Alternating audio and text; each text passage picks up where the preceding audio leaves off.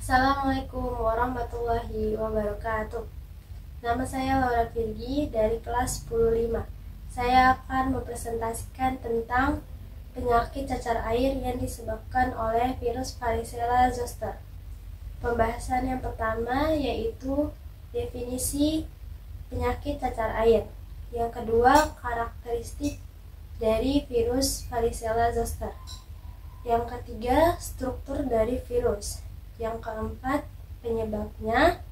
Yang kelima, gejala yang ditimbulkannya. Yang keenam, patofisiologi dari penyakit cacar air ini. Yang ketujuh, klasifikasi penyakitnya. Yang kedelapan, pencegahan dan pengobatannya. Pembahasan yang pertama, definisi cacar air. Cacar air adalah penyakit yang disebabkan oleh virus Varicella zoster. Penyakit ini terjadi pada anak maupun orang dewasa. Karena infeksi dari virus memunculkan lepuhan yang berisi cairan pada tubuh si penderitanya. Orang yang memiliki daya tahan tubuh yang lemah rentan terkena oleh penyakit cacar air ini. Di antaranya yaitu bayi, lansia, dan ibu hamil. Ketika seseorang sudah terkena penyakit cacar air ini, jarang sekali terkena untuk kedua kalinya karena sistem kekebalannya sudah mengenal serangan dari virus sehingga dapat melindungi tubuh. Lalu lanjut ke karakteristik virus. Yang pertama, virus ini penyebab dari penyakit cacar air dan juga dapat menyebabkan cacar ular atau disebut herpes zoster. Inang dari virus hanya terbatas pada manusia dan primata atau simian. Virion dari virus ini berukuran 120 sampai 300 nanometer. Terdiri dari glikoprotein, kapsid, selubung, dan nukleokapsid yang berbentuk ikosahedral berdiameter 100 sampai 110 nanometer, terdiri dari 162 protein yang disebut kapsomer. Nukleokapsid ini melindungi bagian inti yaitu DNA genom utas ganda. Genom dari virus ini berukuran 125 kilobasa. Lalu, virus akan mengalami inaktivasi pada suhu 56 sampai 60 derajat Celcius. Dan jika selubung virus rusak, virus tidak akan berbahaya. Lalu, virus menyebar melalui pernapasan, percikan ludah, atau kontak langsung dengan ruam di penderitanya. Lalu, virus dapat mengalami komplikasi seperti encephalitis, pneumonia, bronkitis, dan herpes zoster. Lanjut ke struktur virus. Yang pertama, ada lipid envelope. Lipid envelope ini adalah lapisan yang melapisi virus yang terdiri dari ganda lipid, fosfolipid, dan protein yang membungkus nukleokapsid. Fungsinya ini untuk melindungi virus dari kekebalan sel inang, memudahkan virus memasuki sel inang, membantu replikasi virus, dan membentuk struktur virus. Lalu yang kedua ada tegumen.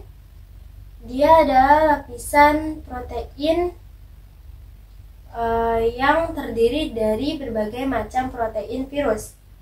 Fungsinya ini untuk melindungi virus dari kekebalan sel inang, membantu proses infeksi dan replikasi virus, berperan dalam modulasi respon inang. Lalu ada nukleokapsid. Nukleokapsid ini struktur yang terdiri dari asam nukleat, RNA atau DNA, dan dibungkus oleh protein. Fungsinya ini untuk melindungi materi genetik virus, membantu proses replikasi virus, dan membentuk rangka struktural virus. Lalu ada double stranded DNA genom. Jenis genom ini terdiri dari 2 DNA yang saling berpasangan dan membentuk struktur helix virus. Fungsinya ini untuk proses replikasi virus. Lalu yang terakhir ada glycoprotein spike, berperan dalam proses infeksi dengan cara berinteraksi dengan molekul pada permukaan sel inang dan menyatu dengan membran sel inang. Juga membentuk struktur virus dan penting dalam proses patogenesis dan kelangsungan hidup virus. Lanjut ke penyebabnya. Virus ini dapat menyebar melalui kontak langsung dengan ruam pada tubuh si penderitanya. Lalu juga dapat melalui udara ketika si penderitanya batuk atau bersin, dan air liur yang mengandung virus menyebar melalui udara. Lalu melalui benda yang sudah terkontaminasi oleh virus varicella zoster ini. Lalu melalui transmisi vertikal, yaitu melalui ibu hamil yang terinfeksi ke janin yang dalam kandungannya. Penderita masih berpotensi menularkan mulai dari 2 hari sebelum lepuhan muncul dan sampai dengan 6 hari setelah lepuhan terbentuk. Tingkat penularannya akan menurun ketika lepuhan yang berisi cairan itu pecah dan mengering sepenuhnya. Lalu gejala yang ditimbulkan dari penyakit ini yaitu ruam gatal yang berisi cairan. Gejala yang mengawali ruam gatal ini yaitu pusing, demam, hilangnya nafsu makan, nyeri otot, mual, dan lelah berlebih. Ketika sudah mengalami awal-awal gejala, ruam gatal ini akan mengalami 3 fase perkembangan. Yang pertama, muncul ruam atau benjolan merah muda. Yang kedua, ruam akan membentuk lenting yang berisi cairan. Yang ketiga, lenting itu pecah saat penderitanya mulai sembuh dan lepuhan itu mengering dan berkerak. Lalu lanjut ke patofisiologi cacar air ini.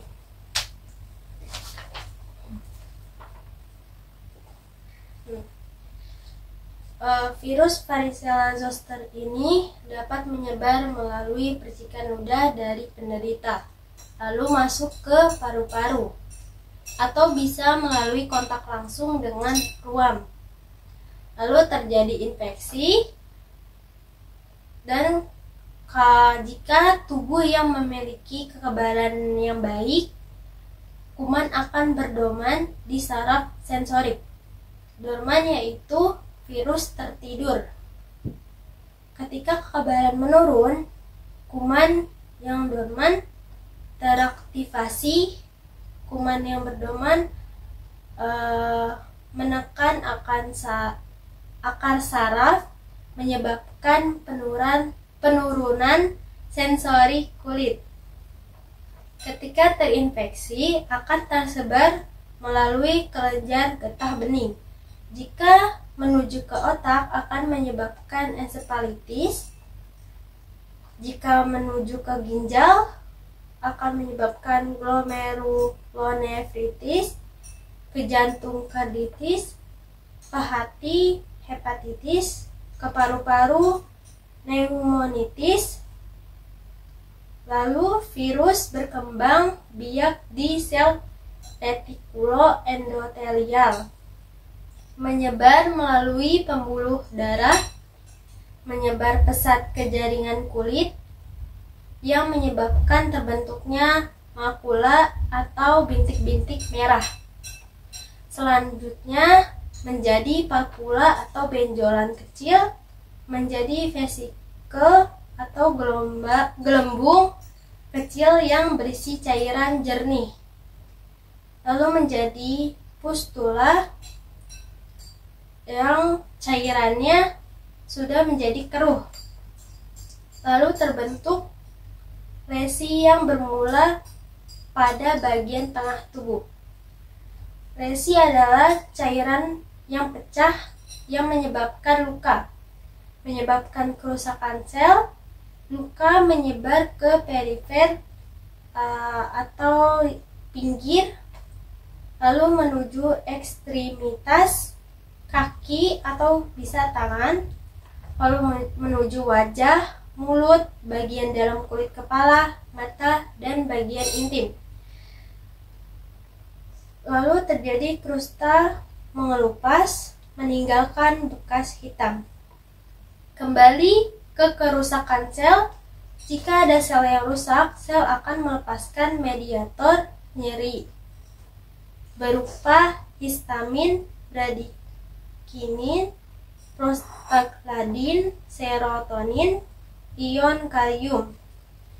Ketika mediator dilepaskan, akan merangsang nosiseptor atau reseptor nyeri, lalu diantarkan oleh serabut nyeri, serabut tipe Velmega dan serabut tipe C menuju medula spinalis melalui 3 jalur,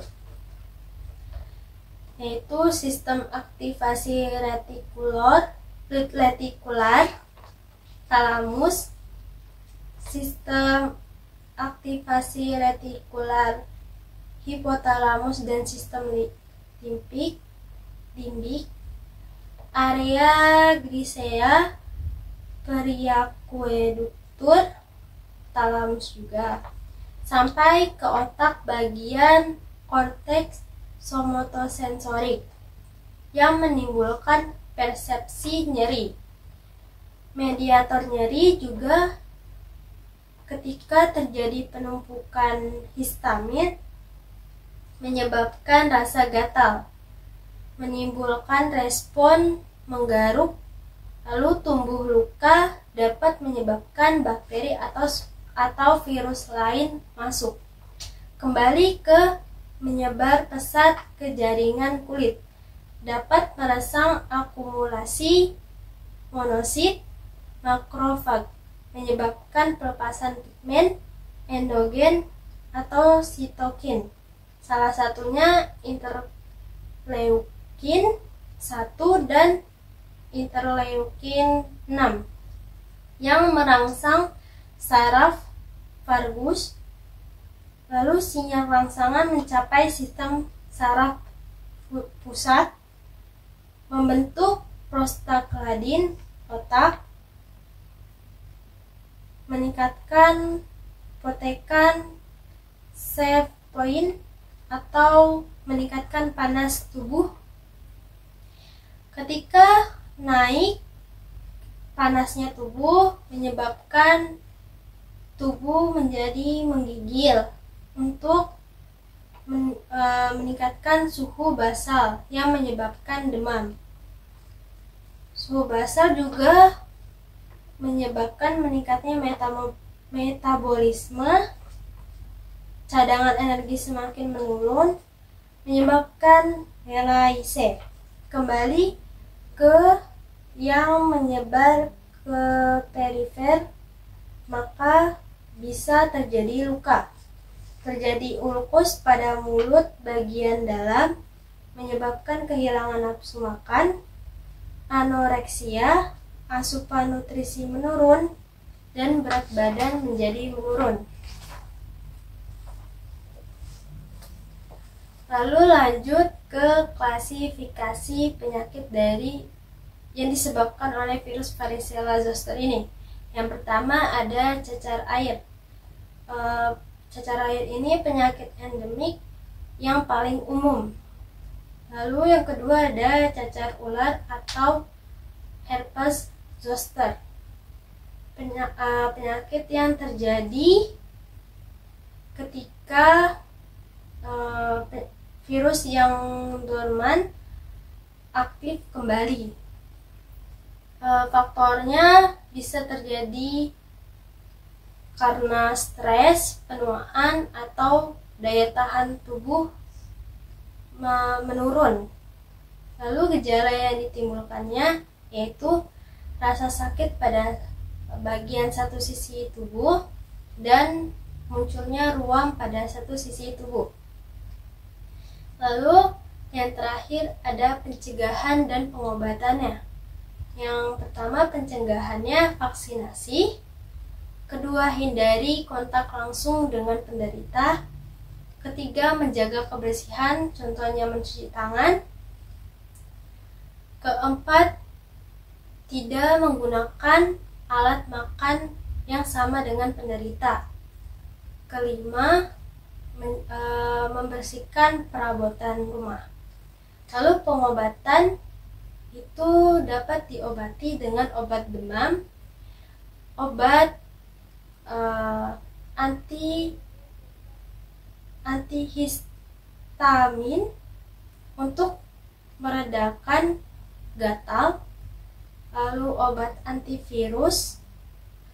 Juga tidak disarankan menggunakan obat antiinflamasi atau juga tidak disarankan menggunakan aspirin. Sekian dari saya. Terima kasih. Mohon maaf bila ada salah kata. Wassalamualaikum warahmatullahi wabarakatuh.